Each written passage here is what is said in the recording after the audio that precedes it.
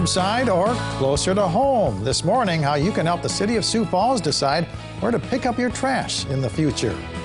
Plus, the need for substitute teachers far exceeds the supply as the new school year approaches. We'll hear from one Sioux Falls teacher about the rewards and flexibility of substituting in the classroom. Good morning. This is KELOLAND on the go with all you need to know in news and weather as you start your Sunday. We also have your boredom busters coming up, but first, our top story. Sioux Falls police are investigating after an early morning fight led to gunfire. Police responded to the call of a fight in the parking lot of a business near Benson Road and Cliff Avenue just after 1:30 this morning. Police found multiple shell casings in the parking lot. Police say no one was struck by the gunfire, but one person had minor injuries from the fight. There are no arrests yet. We expect to learn more information about the investigation at Monday morning's briefing by Sioux Falls Police. It's getaway day for thousands of bikers in the Black Hills. The Sturgis motorcycle rally ends today, meaning roads across KELOLAND will be filled with bikers making their long journey home. Even though crowds are expected to be much larger than last year, overall arrest numbers are down. The South Dakota Department of Public Safety reported on Saturday a total of 114 DUI arrests last week compared with 133 in 2020. Total drug arrests are also down with 253 this year compared with a total of 339 drug arrests last year. The number of crashes are roughly the same, but there were fewer fatal crashes this year compared to last year. Also, the number of citations and warnings are up this year. We now know when and who the Sioux Falls Little League All-Stars will be playing in this week's Little League World Series in Williamsport, Pennsylvania. The Sioux Falls lost to Nebraska 6-0 in the Midwest Regional Championship game in Indiana on Saturday. That means Sioux Falls will play Louisiana at 4 p.m. Central Time on Friday in their opening round game of the World Series. The Sioux Falls team is heading straight from Indiana to Pennsylvania to play in that series.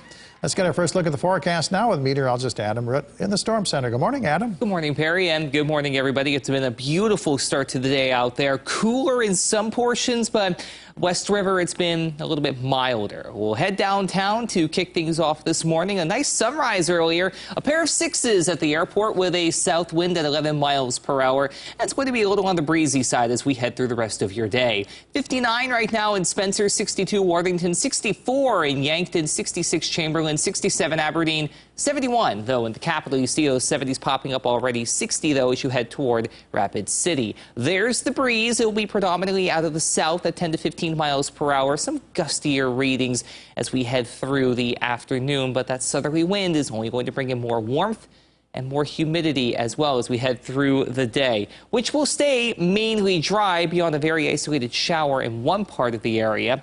But if you are West River, take the noon and 5 p.m. temperatures, add anywhere between 5 to 10 degrees, and you'll roughly have what you have out there.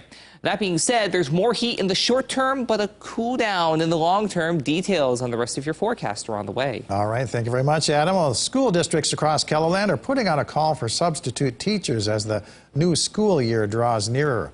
The Sioux Falls district is looking to hire 250 substitute teachers. Right now, they have 50 positions filled. Verlaine Hyenga has been a substitute with the district since 2014. I enjoy the flexibility because I can pick and choose when I want to work so that I can still meet my other obligations in my life. And so that is another great part. Substitute teaching pays $125 to $140 a day depending on the school. If you're interested in applying to be a substitute, we have a link to the school district's website on this story here at KELOLAND.com. The city of Sioux Falls is looking for feedback on your garbage. The city wants to know if you like setting your trash out by the curb or rather have the haulers come and get it closer to your house. During COVID, what we did is we asked residents to bring the containers out to the end of the driveway just because the haulers themselves were having some staffing issues with COVID, and they were short on drivers. And it was also, I think, a little bit of a safety thing for people as well, just to have some distance so people weren't coming up to people's homes. It's against city ordinance to place your trash bins curbside, even though a lot of people still do it.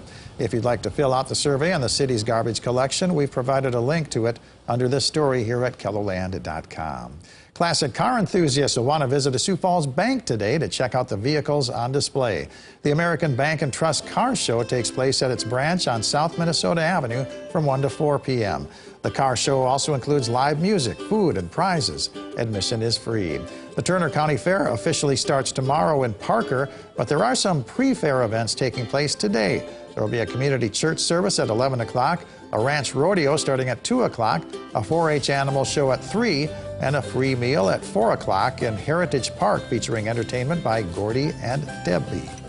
VFW Post 628 is hosting an all-you-can-eat pancake breakfast. Serving time is from 8:30 to noon at the South Dakota Military Heritage Alliance. The cost is $6 for adults, $2 for children.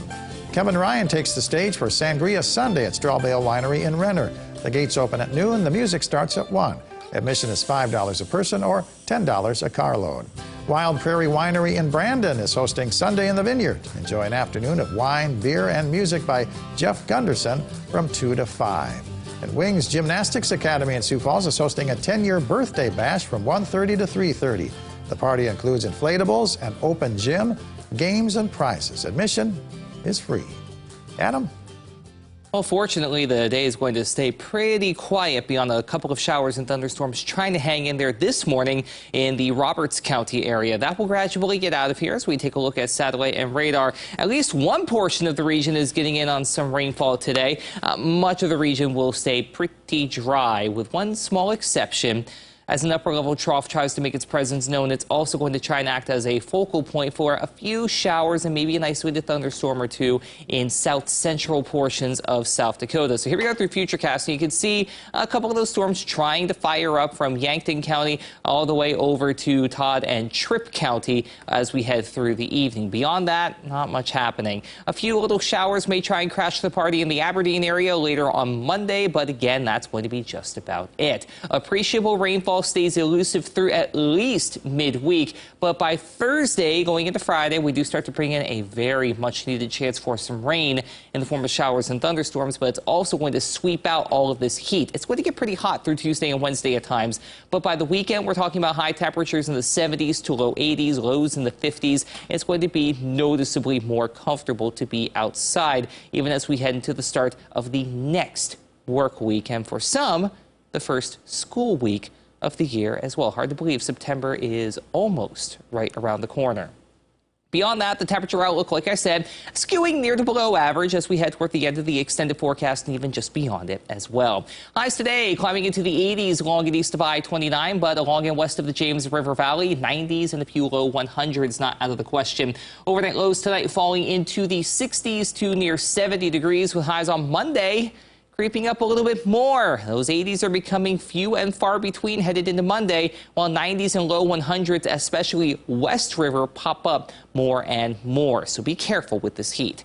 Here's your 7-day forecast. So the first half of the upcoming work week stays dry and hot, a little humid at times as well. But then it's later Thursday into Friday right now. We're holding in that good opportunity for some showers and thunderstorms that may linger into early Saturday as well. Have a great day, everybody. For more local news, weather, and sports, you can always head on over to KELOLAND.com.